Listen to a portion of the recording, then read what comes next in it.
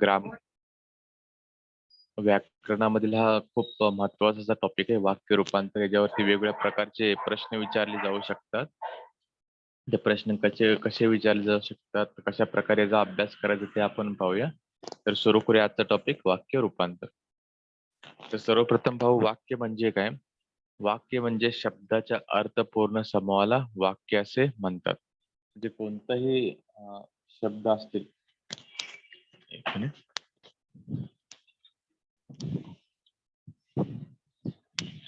कोणतेही शब्द असतील तर त्याला आपण वाक्य असं म्हणू शकणार नाही, कारण ते शब्द जर विखुरलेले असतील किंवा त्यामध्ये काही अर्थ वगैरे नसेल तर त्या शब्द वाक्याला किंवा जे काही शब्द असेल त्यांना आपण वाक्य असे बोलू शकत नाही. कारण कारण जे काही शब्द असतील त्या शब्दाच्या ह्याच्यातून काय निघायला पाहिजे, तुम्हाला कोणताही अर्थ निघायला पाहिजे, काहीतरी मिनिंग निघायला पाहिजे, तेव्हाच तो काय होते, वाक्य होऊन जातं. समजा जसं मी बोललो, मी उद्या कशाला परवा, हे हे सगळं एक वाक्य झालं. पण या वाक्यामध्ये कोणते सामान्यता नाही किंवा कोणते अर्थ नाही, काही नाही. पण हेच शब्द मी असे बोलले मी उद्या गावी जाणार आहे. या वाक्यामध्ये शब्द जे असतील हे काय, त्या शब्दांना काही अर्थ असतील किंवा ह्या वाक्याला काही अर्थ आहे, तेव्हाच ते काय झालं, हे पूर्ण वाक्य झाले किंवा हे शब्द पूर्ण अर्थपूर्ण हे शब्द झाले. तसंच या वाक्याचा पुढचा आहे वाक्याचा प्रकार.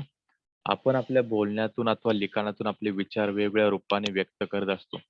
कधी विचार प्रश्न रूपात असतात, तर कधी साध्या वाक्यात असतात, तर कधी मनातील भावना, आनंद, दुःख, आज्ञा, विनंती या रूपात असतात. यावरून वाक्याचे प्रकार तयार होतात. तुम्ही कोणाशी बोलता किंवा कोणाशी संवाद साधता, तेव्हा संवाद साधताना किंवा बोलताना तुम्ही तुमचे काय करता, भाव प्रकट करता. तुम्ही वेगळे विचार दुसऱ्यांसमोर प्रकट करता. काही विचार प्रश्न रूपात असतात, काही विचार हे साध्या वाक्यात असतात, कधी मनातील भावना असतात, दुःख, आनंद, आज्ञा, विनंती या रूपामध्ये असतात. तर ह्या सगळ्या बोलण्याच्या वेगळ्या रूपावरून किंवा लिहिण्याच्या वेगळ्या रूपावरून वाक्याचे काय पडतात, हे काही प्रकार पडतात. तर ते वाक्याचे प्रकार आपण बघून घेऊ कोणते कोणते. तर हे तर वाक्याच्या रूपावरून वाक्याचे मुख्य 4 प्रकार पडतात. त्यातील एक पहिला आहे विधानार्थी वाक्य, ज्याला आपण विधानार्थक बोलतो. दुसरा असेल प्रश्नार्थी, ज्याला आपण प्रश्नार्थक बोलतो. तिसरा असेल उद्गारार्थी, ज्याला आपण उद्गारार्थक वाक्य बोलतो. आणि चौथा असेल आज्ञार्थी, ज्याला आपण आज्ञार्थक वाक्य बोलतो. ते वाक्याचे 4 मुख्य प्रकार आहेत: विधानार्थी, प्रश्नार्थी, उद्गारार्थी, आज्ञार्थी. तर सर्वप्रथम आपण पाहून घेऊ की त्या वाक्यांच्या प्रकाराचा अर्थ काय असतो, त्याची काही उदाहरणे पाहू आपण. सर्वप्रथम विधानार्थी. ज्या वाक्यात केवळ विधान केले असते त्यास विधानार्थी वाक्य असे म्हणतात. विधान केले असते म्हणजे काय केले असते, त्यामध्ये कोणताही भाव नसतो, काही नसतो, त्यामध्ये कोणतेही प्रश्न नसतात, कोणत्याही उत्तराची अपेक्षा नसते, काही नसते. फक्त एक विधान केलं, त्याच्यानंतर कशाची अपेक्षा नसते. जसं माझे वडील आज गावी गेले. आता हे जर मी सांगितलं समोरच्याला की आज माझे वडील आज गावी गेले, त्यानंतर कोणत्याही उत्तराची अपेक्षा नाही, यातून कोणताही भाव दर्शवत नाही, ना आनंद दर्शवतो, ना दुःख दर्शवतो, ना काय दर्शवतो. फक्त एक काय करतोय आपण, हे विधान करतोय ते. त्यानंतर पिंपळाचा प्रत्येक अवयव उपयोगी असतो. आई माझ्या यशाचा आनंद व्यक्त करत नव्हती. तर हे काय, ते विधान आहेत. म्हणजे ह्याच्यानंतर काही नाही, प्रश्न उत्तराची अपेक्षा नाही, यामधून कोणताही आनंद व्यक्त करत नाही, कोणतेही दुःख व्यक्त करत नाही, क्रोध व्यक्त करत नाही, ना प्रेम व्यक्त करत नाही, काही नाही. फक्त आपण काय केले, यातून एक विधान केलेले आहे आपण. दुसरा असेल प्रश्नार्थी. सगळ्यात सोपं वाक्य प्रश्नार्थी. ज्या वाक्यात प्रश्न विचारलेला असतो त्यात प्रश्नार्थी वाक्य असे म्हणतात. या वाक्याच्या शेवटी प्रश्नचिन्ह हे चिन्ह दिलेले असते. म्हणजे या वाक्यामधून काय करतो, समोरच्या व्यक्तीकडून आपण उत्तराची अपेक्षा करतो म्हणजे काय करतो, आपण समोरच्याला प्रश्न विचारतो. जसे तुमचे स्कूलमध्ये किंवा शाळेमध्ये तुमचे जे काही सर असतील किंवा टीचर असतील, तुम्हाला प्रश्न विचारतात आणि प्रश्न विचारल्यानंतर तुमच्यावर काय करतात, ते उत्तराची अपेक्षा करतात. तर त्यालाच आपण काय बोलतो, प्रश्नार्थी वाक्य असे बोलतो. जसं तू मुंबईला केव्हा जाणार आहेस? मी घरात येऊ का? आपण पाहिलंत का? माझ्यासाठी काही पत्र आहे का? मला यातून कोण बाहेर काढेल का? तर या वाक्याच्या शेवटी काय असते, प्रश्नचिन्ह हे चिन्ह दर्शवलं असतं किंवा हे लिखाणामध्ये जेव्हा आपण लिहितो हे वाक्य, तर प्रश्नचिन्ह टाकणे हे खूपच महत्वाचं किंवा खूपच ज्याला आपण अनिवार्य आहे असंही बोलू शकतो. तर प्रश्नार्थी वाक्य म्हणजे ज्या वाक्यामध्ये प्रश्न विचारला असतो आणि समोरच्याकडून उत्तराची अपेक्षा केली असते, त्याला आपण प्रश्नार्थी वाक्य असे बोलतो. त्यानंतर उद्गारार्थी वाक्य. ज्या वाक्यात भावनेचा उद्गार काढलेला असतो त्यास उद्गारार्थी वाक्य असे म्हणतात. भावनेचा उद्गार काढलेला असतो म्हणजे काय करतो, की आपण आश्चर्य व्यक्त करतो, आपण राग व्यक्त करतो, आपण दुःख व्यक्त करतो किंवा आपण कोणतेही आपल्या भावनांचा काय करतो, उद्गार काढतो किंवा भावनेचा आपला उद्देश काढतो. त्याला आपण उद्गारार्थी वाक्य असं बोलतो आणि वाक्याच्या शेवटी उद्गारवाचक चिन्ह असं हे दिलेलं असतं. तर हे उदाहरण पाहूया आपण. किती सोपी कविता ही, बाबा केवढी प्रचंड आग ही, त्याने शेतीत केवढी सुधारणा केली, ऐक किती लागले तुला, बापरे केवढ्या मोठ्या लाटा ह्या. तर हे जे आहेत ह्यातून काय केलेत आपण, हे आपण उद्गार काढलेत. उद्गार काढलेत काय केलेत म्हणजे आपण काय केले, तिथून आश्चर्य व्यक्त केलेले आपण ह्यातून काय केलं, दुःख व्यक्त केलं असेल किंवा आपण काहीतरी आनंद व्यक्त केला असेल, त्याला आपण काय बोलतो, आपण उद्गारवाचक किंवा उद्गारार्थी वाक्य. चौथा असेल आज्ञार्थी वाक्य. ज्या वाक्यातील क्रियापदाच्या रूपावरून आज्ञा, हुकूम, विनंती, प्रार्थना, आशीर्वाद इत्यादी गोष्टीचा बोध होतो त्यास आज्ञार्थी वाक्य असे बोलतात. म्हणजे वाक्याचं जे क्रियापद म्हणजे जो शेवटी येणारा शब्द असेल, त्या क्रियापदावरून आपल्याला काय समजतं, की समोरचा काय करतोय, आपला आज्ञा देतोय, हुकूम देतोय, विनंती करतोय, प्रार्थना करतोय किंवा अजून काही अशा गोष्टीचा बोध होत असेल, तर त्याला आपण आज्ञार्थी वाक्य असे बोलतो. जसं तुझे पुस्तक मला दे, ज्ञानबा पोटा सोडून शेताच्या बाहेर हो, तुझ्या सहवासात तरी मला आनंद मिळू दे, बाबा थळोबा माझ्या पोराच्या कामात यश दे, खूप शिक खूप मोठा हो. आता पहिलं जे वाक्य असेल, पहिल्या वाक्यातून कशाचा बोध होतोय, आज्ञा देतोय किंवा आज्ञा केलेली आहे समोरच्या व्यक्तीला. दुसरं असेल हुकूम, ज्ञानबा पोटा सोडून शेताच्या बाहेर हो, म्हणजे दुसऱ्या वाक्यात काय दिले, समोरच्या व्यक्तीला हुकूम दिलेला आहे. तिसरा असेल तुझ्या सहवासात तरी मला आनंद मिळू दे, समोरच्याला काय केले, ती विनंती केलेली आहे. बाबा थळोबा माझ्या पोराच्या कामात यश दे, त्याच्यामध्ये काय केले, प्रार्थना केलेली आहे. शेवटचा असेल खूप मोठा, यातून काय करते, समोरच्या व्यक्तीला आपण आशीर्वाद देतोय. आशीर्वाद देतोय म्हणजे त्याला काय देतोय, आपण आपण आशीर्वाद देतोय आणि त्याचं भलं होण्यासाठी आपण प्रार्थना करतो. तर हे काय आहे, ते आज्ञार्थी वाक्य म्हणजे ह्याच्यातून काहीतरी बोध होतो, आज्ञा, हुकूम, विनंती, प्रार्थना, आशीर्वाद. तर तर हे आपले वाक्याचे 4 प्रकार होते. विधानार्थी, प्रश्नार्थी, उद्गारार्थी, आज्ञार्थी. विज्ञार्थी म्हणजे यातून विधान केलेले असते. प्रश्नार्थी म्हणजे यातून प्रश्न विचारले असतो आणि समोरच्याकडून उत्तराची अपेक्षा असते. तिसरा असेल उद्गारार्थी वाक्य, ज्या वाक्यात भावनेचा उद्गार काढलेला असतो त्यास उद्गारार्थी वाक्य बोलतात. चौथा असेल आज्ञार्थी वाक्य. हे वाक्याच्या क्रियापदावरून आपल्याला कशाचा बोध होतो, समोरचा आपल्याला आज्ञा देतोय, हुकूम देतोय, विनंती देतोय, प्रार्थना देतोय की आशीर्वाद देतोय, त्याला आपण बोलतो आज्ञार्थी किंवा आज्ञार्थक वाक्य. तर आता आपला पुढचा पार्ट असेल वाक्याचे रूपांतर. हे जे काही आपण घेतले आता वाक्याचे प्रकार घेतले किंवा वाक्याचे आपण प्रकार समजून घेतले. आता हे जे वाक्य येतील त्या वाक्यांचे रूपांतर कसे करायचे, म्हणजे आज्ञार्थीचं उद्गारार्थी, उद्गारार्थीचं प्रश्नार्थी, प्रश्नार्थीचं विधानार्थी, विधानार्थीचं प्रश्नार्थी. तर परीक्षेमध्ये ह्यामध्ये काय केलं तर खूप प्रकारचे असे 2 ते 3 मार्कासाठी काय केले जाते, प्रश्न विचारले जातात त्याच्यावरती, की दिलेल्या गेलेल्या वाक्याचे रूपांतर करा किंवा कंसात दिलेल्या ह्याच्याप्रमाणे आज्ञेप्रमाणे काय करायचं, ते रूपांतर करायचे. तर नेमकं वाक्याचे रूपांतर म्हणजे काय ते बघूया. वाक्याच्या अर्थाला बाधा न आणता रचनेत केलेला बदल म्हणजे वाक्य रूपांतर होय.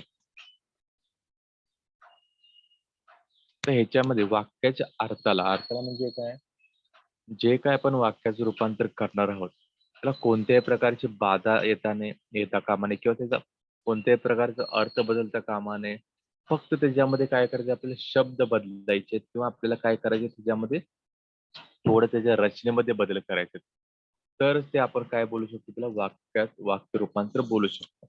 वाक्याच्या अर्थाला बाधा न आणता रचनेत केलेला बदल म्हणजे वाक्य रूपांतर होय. वाक्य रूपांतर करताना महत्वाची गोष्ट लक्षात ठेवायला हवी ती म्हणजे वाक्याचे रूपांतर करताना रचनेत बदल होत असतात तरी त्या वाक्याच्या अर्थात मुळीच बदल होता कामा नये. सगळ्यात पहिला नियम असेल की जेव्हा आपण वाक्य रूपांतर करतो तेव्हा त्याच्या रचनेमध्ये बदल करायचे, म्हणजे ते शब्द इकडचे तिकडे करायचे, विरुद्धार्थी समानार्थी शब्द वापरायचे, पण त्या वाक्याचा अर्थ मुळीच बदलता कामा नये किंवा ते वाक्याचा मिनिंग जो असेल किंवा जो काही अर्थ असेल तो बदलता कामा नये. जर वाक्याचा अर्थच बदलला तर ते वाक्य पूर्णपणे काय होऊन जाईल, चुकून जाईल किंवा त्या वाक्य रूपांतरामध्ये काही अर्थच राहणार नाही. तर हा सगळ्यात पहिला नियम असेल वाक्य रूपांतराचा की वाक्याचे रूपांतर करताना रचनेत बदल होत असला तरी वाक्याच्या अर्थात मुळीच बदल होता कामा नये. म्हणजे त्याच्या रचनेमध्ये बदल करायचा पण त्याच्या अर्थामध्ये बदल करायचा नाहीये.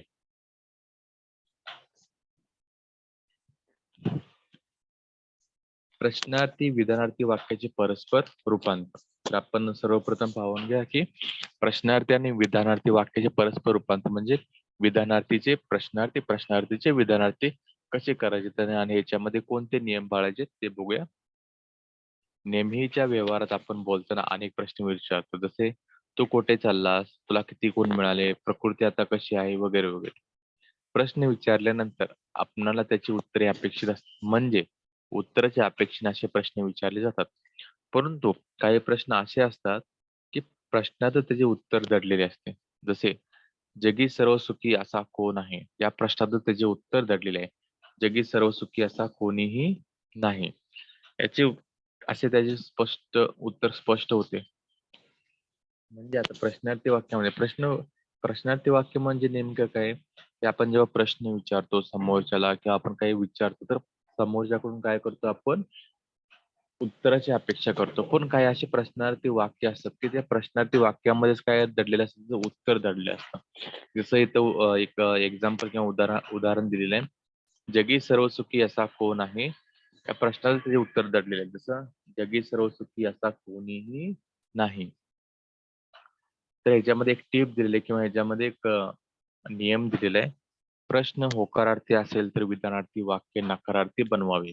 प्रश्न नकारार्थी असेल तर त्याचे उत्तर म्हणून विधानार्थी वाक्य होकारार्थी बनवावे. तर ह्याच्यामध्ये एक साधा सोपा नियम हा आहे की जर प्रश्न हा होकारार्थी असेल तर त्याचं रूपांतर हे विधानार्थी करताना ते हे काय येईल, हे विधान हे नकारार्थी येईल. जर प्रश्न नकारार्थी असेल तर ते विधानार्थी करताना काय करायचे, त्याचं होकारार्थीमध्ये करायचं आहे. म्हणजे होकारार्थीचं नकारार्थी, नकारार्थीचं होकारार्थी हे जेव्हा आपण करतो तरच त्या वाक्य रूपांतराला काय होतं, हे काहीतरी अर्थ राहतो किंवा ते तुमचं बरोबर येईल. तर त्याची काही उदाहरणं पाहूया आपण. जसं उदाहरण पाहिलं, आजकाल कोण कोणाकडे लक्ष देतो, या प्रश्नार्थी वाक्याचं काय करायचंय, विधानार्थी करायचं. आजकाल कोणीही कोणाकडे लक्ष देत नाही. विमान प्रवास सगळ्यांना आवडतो, याचं प्रश्नार्थी करायचं. विमान प्रवास कोणाला आवडत नाही.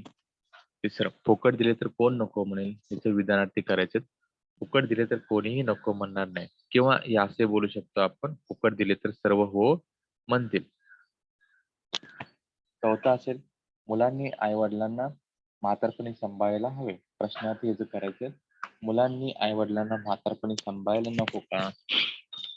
पुढचा पाचवा असेल, अपमान केल्यास कोणाला राग येत नाही. याचं विधानार्थी करायचं, अपमान केल्यास कोणालाही राग येतो. तर हे काय आपण उदाहरण पाहिजे, प्रश्नार्थीचं विधानार्थी, विधानार्थीचं प्रश्नार्थी. पण ह्याच्यामध्ये जसं आपण एक नियम मागायला सांगितलं, तो नियम लक्षात ठेवायचा आहे की प्रश्न हा जर होकारार्थी असेल तर त्याचं विधानार्थी करताना हा नकारार्थीच करायचा आहे. जर प्रश्न हा नकारार्थी असेल तर विधानार्थी वाक्य काय येईल, हे होकारार्थी येईल. तर हा नियम लक्षात ठेवून त्या विधानार्थी काय करायचं, प्रश्नार्थी तर विधानार्थी, विधानार्थीचं प्रश्नार्थी.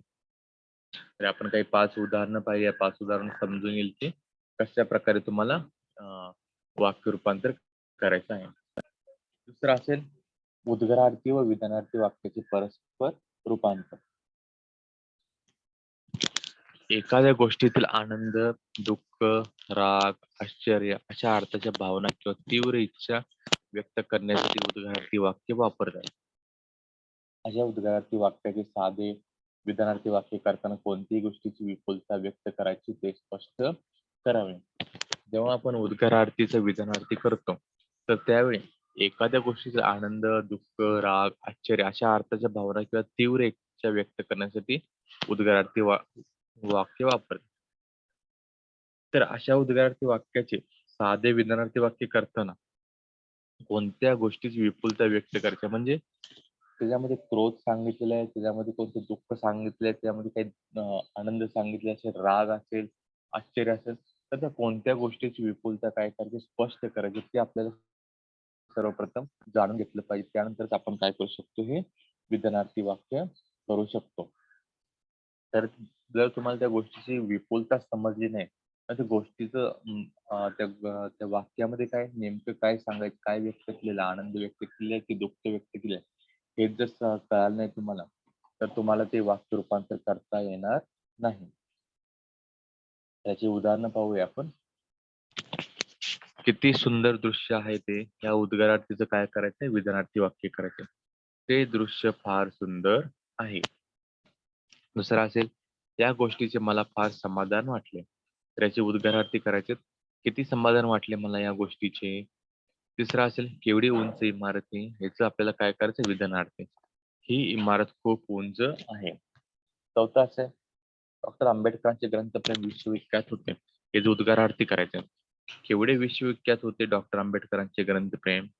पाचवा असेल किती छान आहे तुमचे घर याचे विधानार्थी करायचे.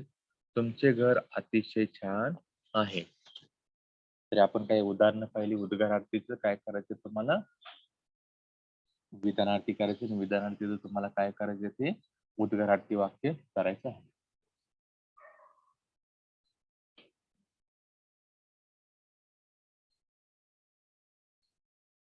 पुढचं असेल आज्ञार्थी, प्रश्नार्थी, विधानार्थी वाक्याचे परस्पर रूपांतर. वरवर पाहता आज्ञार्थी वाक्यामध्ये क्रियापदातून आज्ञा, हुकूम व्यक्त झालेला असला तरी त्याशिवाय या प्रकारामध्ये सूचना, सल्ला, विनंती, याचना इत्यादी अनेक भाव येत असतात.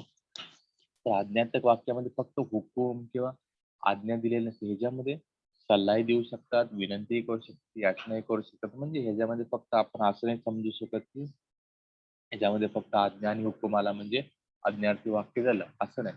त्याच्यामध्ये सल्लावाचक सुद्धा येऊ शकतात, विनंतीवाचक सुद्धा वाक्य येऊ शकतात, याचनावाचक सुद्धा वाक्य येऊ शकतात. तर हे जेव्हा आपण भाव जाणून घेतो तेव्हाच आपल्याला काय करता येतात हे त्याचं वाक्य रूपांतर करता येतं. तर उदाहरणं पाहून घेऊया आपण याची. कर तुला काय करायचे ते. याचे तो आता हे आज्ञार्थी वाक्यास तुम्हाला काय करायचं विधानार्थी करायचं. तुला काहीही करण्याची मोकळीक आहे. दुसरा असेल उगाच भलतेसारखे अर्थ काय करताय या प्रश्नार्थी वाक्याचं काय करायचं तुम्हाला आज्ञार्थी करायचं. उगाच भलते सलते अर्थ काढू नका. तिसरा असेल स्वतःला सामर्थ्यवान बनव. याचे तुम्हाला काय करायचं विधानार्थी बनवायचं. स्वतःला सामर्थ्यवान बनवावे असे मला वाटते. चौथा असेल आपण कशाला चिंता करता या प्रश्नार्थीचं काय करायचे विधानार्थी. आप- आपण चिं आपण चिंता करू नये. पाचवा असेल पांढरा ढग वरवर जात होता. याचं काय करायचं तुम्हाला प्रश्नार्थ करायचा. पांढरा ढग वरवर जात नव्हता का. तर जेव्हा आपण हे वाक्य रूपांतर करत असतो वाक्य रूपांतर करताना सर्वप्रथम आपल्याला हे जाणून घेणे खूप महत्वाचं आहे की दिलेलं वाक्य कोणत्या प्रकारचं वाक्य आहे. प्रश्नार्थी वाक्य आहे, की आज्ञार्थी वाक्य आहे, की उद्गारार्थी वाक्य आहे, की विधानार्थी वाक्य आहे. त्यानंतरच आपण कंसात दिलेल्या सूचनेप्रमाणे आपण काय करू शकतो त्याच्यामध्ये बदल करत असतो. जर हे तुम्हाला वाक्याचा प्रकारच नाही कळला तर तुम्हाला ते वाक्य रूपांतर करता येणार नाहीत. सर्वप्रथम वाक्य रूपांतर करताना दिलेल्या वाक्याचा कोणता प्रकार आहे तो ओळखणे काय ते खूप महत्वाचे. त्यानंतर तुम्ही काय करू शकता याचं त्याचं वाक्य रूपांतर करू शकता. शेवटचं असेल होकारार्थी व नकारार्थी वाक्य. होकारार्थीचे नकारार्थी किंवा नकारार्थीचे होकारार्थी करताना शक्यतोवर वाक्याचा अर्थ बदलू नये त्यासाठी विरोधी शब्दाचा वापर करा. आता ह्याच्यामध्ये होकारार्थी जसं आपण इंग्लिशमध्ये नेगेटिव्ह किंवा पॉझिटिव्ह सेंटेन्स जसं बोलतो आपण, तसं मराठीमध्ये काय आहे ते होकारार्थी आणि नकारार्थी. तर ह्याच्यामध्ये काय करायचं तुम्हाला, जर तुम्ही ते वाक्य रूपांतर करण्यासाठी जाता तर त्याच्यामध्ये तुम्हाला काय करायचे, विरोधी शब्द म्हणजे विरुद्धार्थी शब्द तुम्हाला तिथे वापरायचे आहेत. जोपर्यंत तुम्ही विरुद्धार्थी शब्द वापरणार नाही तोपर्यंत ते वाक्य काय होणार नाहीत, बदलता येणार नाहीत किंवा त्याच्यामध्ये काही बदल होणार नाहीत. म्हणजे त्या वाक्याचा तुम्हाला अर्थ बदलायचा नाही, तुम्हाला काय करायचं त्याऐवजी विरुद्धार्थी शब्दाचा उपयोग करायचा आहे. त्यासाठी तुम्हाला विरुद्धार्थी शब्द माहीत असणे खूप महत्वाचे आहे. तर पहिला असेल मी फार सुखी आहे, याचं नकारार्थी करायचं आहे मी दुःखी नाही. तिसरा असेल बा स्वतः रागीट नव्हता, याचं होकारार्थी करायचं आहे बा स्वतः प्रेमळ होता. चौथा भाई पोपटाला भेटले नाहीत म्हणून पोपट आनंदी नव्हता, याचं होकारार्थी करायचे भाई पोपटाला भेटले नाहीत म्हणून पोपट दुःखी होता. या ग्रंथाने मला दूर केले नाही, याचं होकारार्थी करायचे या ग्रंथाने मला जवळ केले. पुढचं असेल फुलांनाही मरायचे नसते, याचं होकारार्थी करायचे तुम्हाला फुलांनाही जगायचे असते. तर या 5 वाक्यामध्ये जर पाहिलं तर या 5 वाक्यामध्ये काय केले ते अर्थ तर बदलला नाही, अर्थ बदलता येणारच नाही आपल्याला. पण ह्याच्यामध्ये काय केलं, विरुद्धार्थी शब्दाचा उपयोग केलेला. जसं चुकीचा काय झालेलं आहे, दुःखी झालेलं आहे. रागीटचा काय झालेलं आहे, प्रेमळ झालेलं आहे. तर आनंदीचा काय झालेलं, दुःखी झालेलं आहे. त्यानंतर दूरचं काय झालेलं आहे, जवळ झालेलं आहे. आणि मरायचे त्याचं काय झालेलं आहे, जगायचे झाले. तर इथे 5 वाक्यामध्ये पाहिलं की आपण वाक्य जसे तसे आले, पण फक्त ह्याच्यामध्ये काय केलं ते विरुद्धार्थी शब्द काय केले त्याच्यामध्ये टाकलेले आहेत. त्यामुळे ते होकारार्थीचं काय झाले ते नकारार्थी काय झाले ते होकारार्थी झालेले दिसून येतात. तरी आजच्या लेक्चर मध्ये पाहिले की वाक्य म्हणजे काय, वाक्याचे प्रकार पाहिले आपण आणि वाक्याचं रूपांतर पाहिले. परत एकदा आपण याचे रिव्हिजन करूया.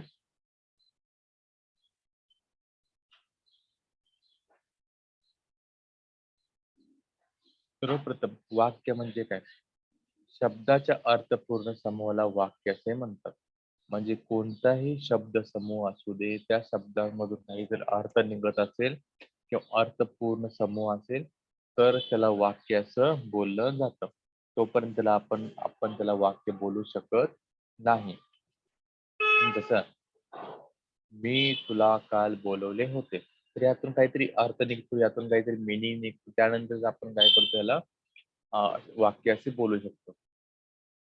ज्या वाक्यातून काय करतो आपण, वाक्यातून किंवा त्या लिखाणातून किंवा बोलण्यातून काही प्रकार वेगवेगळ्या प्रकारचे आपण काय करत असतो, वेगवेगळ्या रूपाने व्यक्त करत असतो. म्हणजे वाक्य आपलं बोलण्याचा टोन जो असेल किंवा आपल्या बोलण्याचा सूर जो असेल त्यातून आपल्याला वाक्याचा काय करतो प्रकार कळतो किंवा त्यातून आपल्याला समजतो की समोरच्याला आपण आज्ञा देतोय, समोरच्याला आपण काय तो प्रश्न विचारतोय, समोरच्याला आपण विनंती करतोय, आशीर्वाद देतो काय. हे जे वेगवेगळे रूप असतील वाक्याचे, तर वेगवेगळ्या रूपावरून काय केले ते वाक्याचे काही प्रकार पाडलेले किंवा वाक्याचे काय केले ते वेगवेगळे रूपे तयार केलेत ना. तर जर कोणते आहेत हे प्रकार, विधानार्थी, प्रश्नार्थी, उद्गारार्थी किंवा आज्ञार्थी.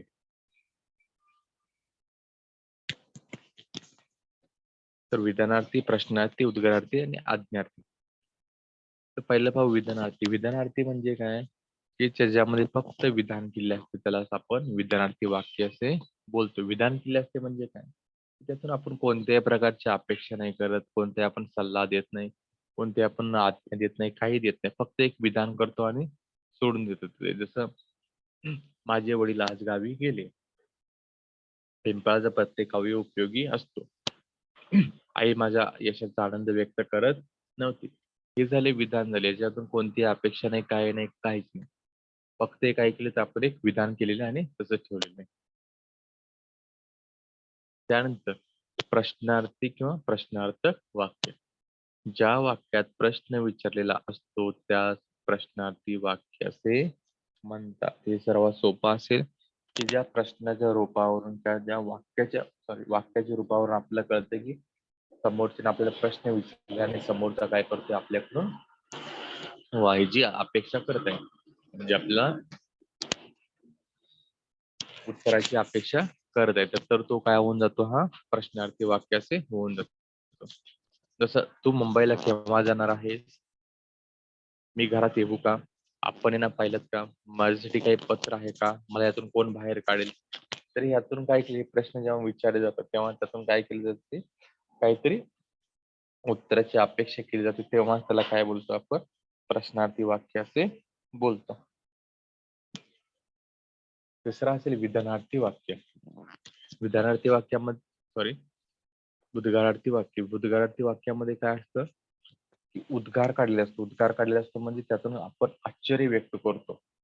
समोरचं आपण काही बघतो, आपण काहीतरी नवीन गोष्टी बघतो किंवा आपल्या आवाक्याच्या बाहेरच्या जेव्हा गोष्टी बघतो आपण तेव्हा काय होतं, आश्चर्य व्यक्त करतो. म्हणजे आपण काय करतो, त्याच्यावरती काहीतरी वेगळे भाव प्रदर्शित करतो.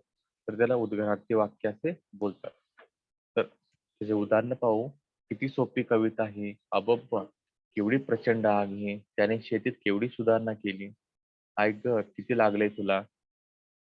बापरे! केवढ्या मोठ्या लाटा ह्या. हे काय झाले, हे उद्गारार्थी वाक्य झाले.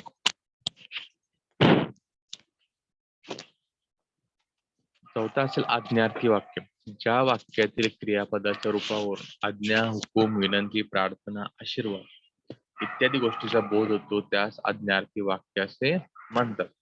म्हणजे वाक्याचं जे क्रियापद असेल, वाक्याच्या क्रियापदातून आपल्याला समजते की समोरचा आपल्याला काय करतोय, आज्ञा देतोय, हुकूम देतोय, विनंती करतोय, प्रार्थना करतोय, की आपल्याला आशीर्वाद देतोय. तर याला काय बोलतो आपण, आज्ञार्थी वाक्य असे बोलतो. तसे तुझे पुस्तक मला दे. ज्ञानबा, पोटा सोडून शेताच्या बाहेर हो. तुझ्या सहवासात तरी मला आनंद मिळू दे. बाबा थळोबा, माझ्या पोराच्या कामात यश दे. खूप शिक, खूप मोठा हो. तर पहिल्या ह्याच्यातून काय दिसतं आपल्याला, पहिल्या वाक्यातून आज्ञा दिसते, दुसऱ्या वाक्यातून आपल्याला हुकूम दिसतो, तिसऱ्या वाक्यातून आपल्याला विनंती दिसते, चौथ्यातून आपल्याला प्रार्थना दिसते आणि शेवटचा जो असेल त्यातून आपल्याला काय दिसतो, हे आशीर्वाद देताना दिसून येतो. तर ह्यातून काय केलं तर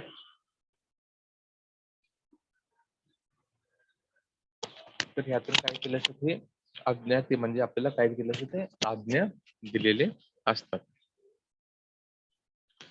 पुढचा असेल मेन जो असेल वाक्याचे रूपांतर. वाक्याचे रूपांतर जेव्हा आपण करतो तेव्हा वाक्याचे रूपांतर करताना सर्वात महत्वाची गोष्ट लक्षात ठेवायची की वाक्याच्या अर्थाला कोणतीही बाधा येता कामा नये. म्हणजे वाक्याचा जो अर्थ असेल तो वाक्याचा अर्थ कोणत्याही तऱ्हेने बदल होता कामा नये. कारण वाक्याच्या अर्थामध्ये जर बदल झाला तर ते वाक्य पूर्णपणे काय होऊन जाईल, हे चुकीचे होऊन जाईल. तर वाक्याच्या फक्त रचनेमध्ये बदल करायचा, वाक्याच्या अर्थामध्ये बदल करायचा नाही. हा सर्वात मोठा नियम असेल की वाक्य रूपांतर करताना की की त्याच्यामध्ये फक्त आपल्याला वाक्याचं रूपांतर करा, म्हणजे रचनेमध्ये बदल करायचे, त्याच्या अर्थामध्ये मुळीच बदल होता कामा नये. तर पुढचा असेल प्रश्नार्थी व विधानार्थी वाक्याचे परस्पर रूपांतर. ह्याच्यामध्ये एक नियम लक्षात ठेवायचा आहे की प्रश्न जर हा होकारार्थी असेल किंवा दिलेलं वाक्य जर होकारार्थी असेल तर विधानार्थी वाक्य हे नकारार्थी बनवावे, आणि जर प्रश्न हा नकारार्थी असेल तर त्याचे उत्तर विधानार्थी वाक्य होकारार्थी ठेवावे. म्हणजे नकारार्थीचं होकारार्थी आणि होकारार्थीचं नकारार्थी ठेवावे. जसं आजकाल कोण कोणाकडे लक्ष देतो, याचं विधानार्थी करायचं तर काय येणार, आजकाल कोणीही कोणाकडे लक्ष देत नाही.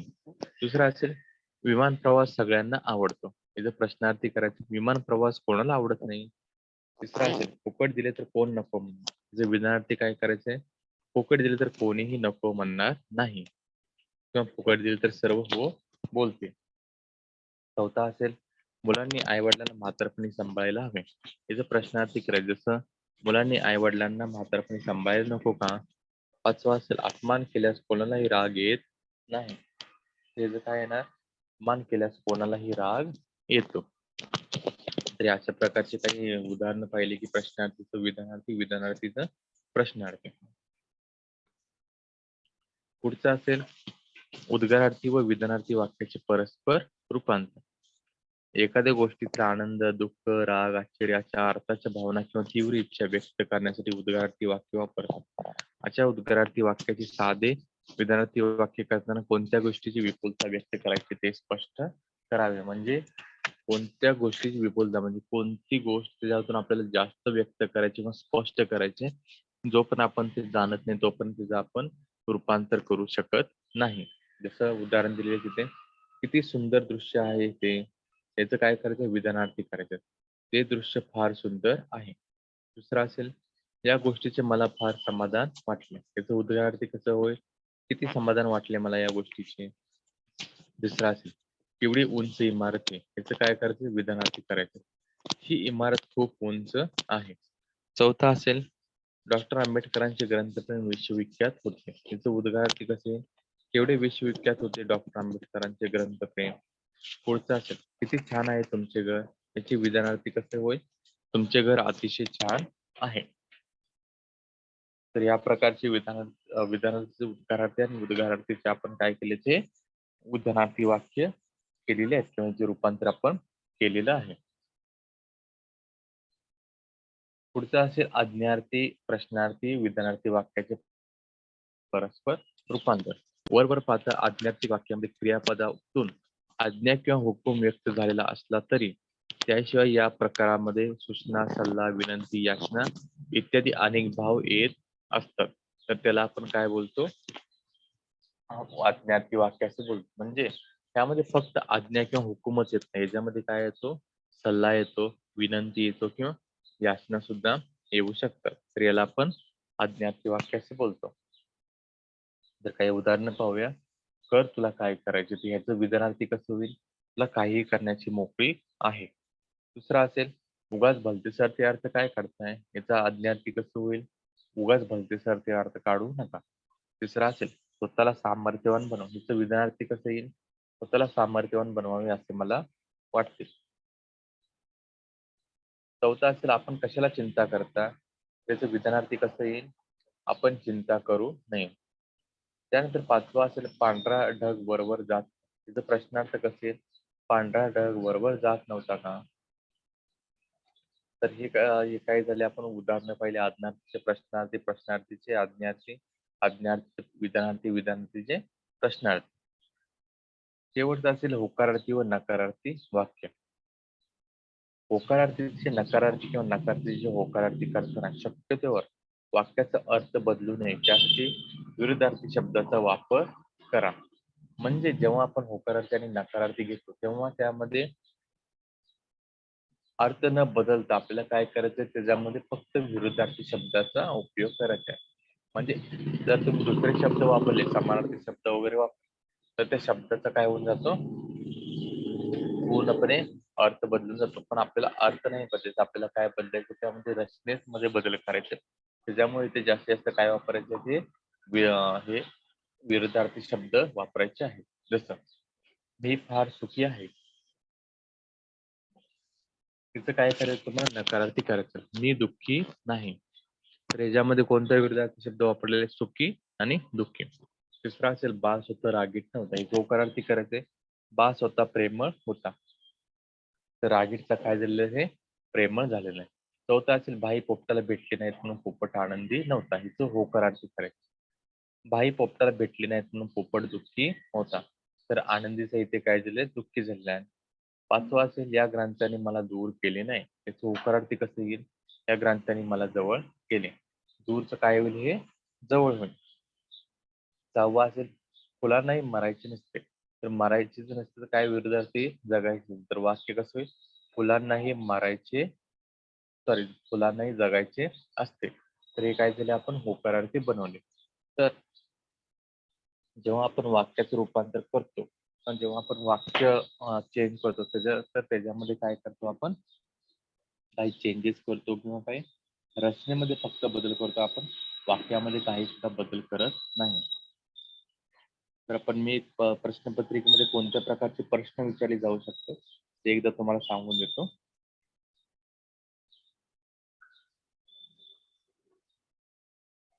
एक मिनिट.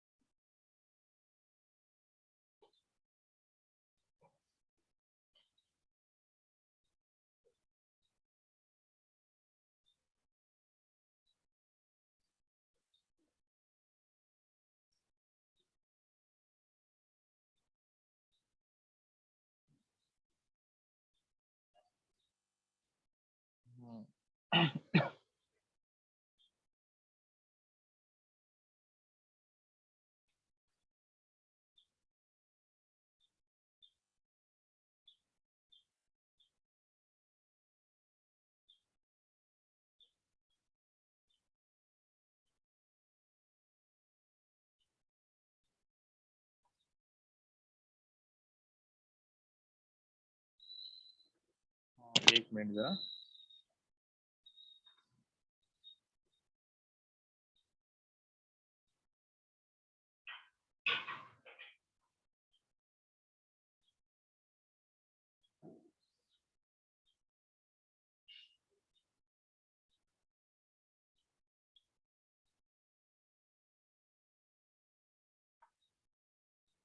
तर याच्यामध्ये पाहून घेऊ आपण कशा प्रकारचे प्रश्न विचारले जाऊ शकतात त्याच्यामध्ये.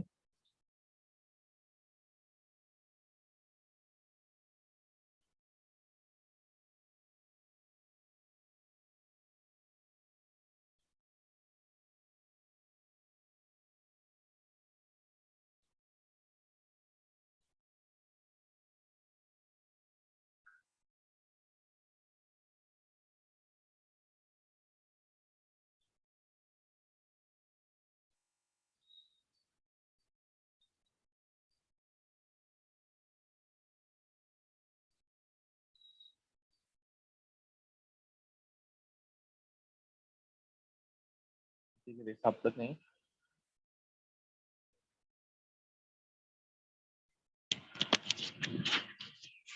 ठीक आहे, आजचा हा टॉपिक इथे संपतोय. आपण प्रश्नपत्रिका सापडत नाही, त्यामुळे आपण हा टॉपिक हा इथे संपवतोय. धन्यवाद.